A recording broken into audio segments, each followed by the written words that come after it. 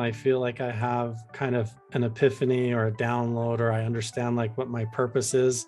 A lot of times, what I feel like is I am like supposed to take these really complicated, dynamic philosophical concepts and the way that reality is and help put it into words in a way that's easy for people to understand and to apply to themselves. And that's why I use like a lot of metaphors and things, because imagine when you're, again, if you're in a dream and suddenly you become aware that you're dreaming and you're now lucid and still dreaming. Initially, that can be very dangerous because every single thought becomes reactive and responsive. And so initially over the next, 5 years, my hope and dream would be that as everybody awakens to who they really are, their own actual interdimensional potential that they already have as human beings, that you don't have to stay in this default rut, codependent upon systems and societies and beliefs or whatever that keep you like a rat in the maze, that you can go within yourself and take control of your own reality from within. But initially, that's going to involve facing a lot of those shadows.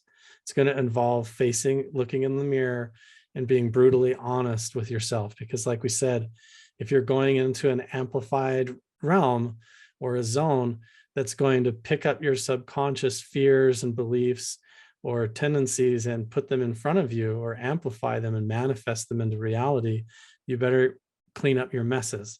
You better go in and do the spiritual work. And so there's a lot of these safety nets in place. So I would hope that over the next 5 years that people, as they awaken into this and kind of come out of the cocoon to what reality is and their own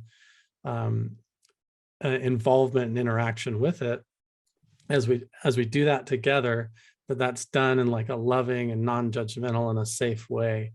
Because if ego's involved, it's going to go very bad. It would go very bad. Yeah. So what you're going through, it feels like a torture rack. It feels like everything that you love is getting ripped away. It feels like a tragedy.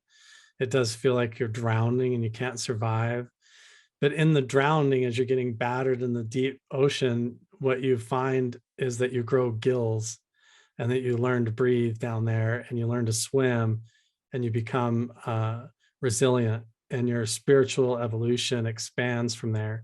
And so all that's happening is not a punishment, it's a refinement, and it's bringing you up to the truth.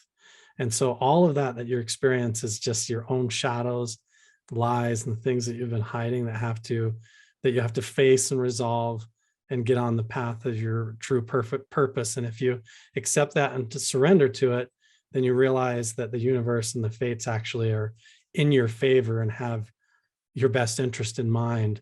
And all of your resistance is like, it's like a little child kicking and screaming because they don't realize they're being taken to Disneyland. They don't realize it. They just think they're going to the dentist. They don't understand. So you have to accept that all the hard things you're going through are not a punishment. It's the path to the top, Wow, that was so beautiful. That was beautiful. You just lived up to your mission, and you do every day of your life, but you're explaining these things so clearly for us all to understand. And I definitely can say that I came to that conclusion that the world was in my favor, but I was too immature, like you said, to realize I was being taken to Disneyland. You know what I mean? And I believe that everything, all the experiences, even the really hard ones, were from a loving perspective. It's all in love. Like, and that's when I had my near-death experience, it was like that. It was like, well, it was all in love. Nobody was against you. We were just trying to help you the whole time, Yeah. So wow.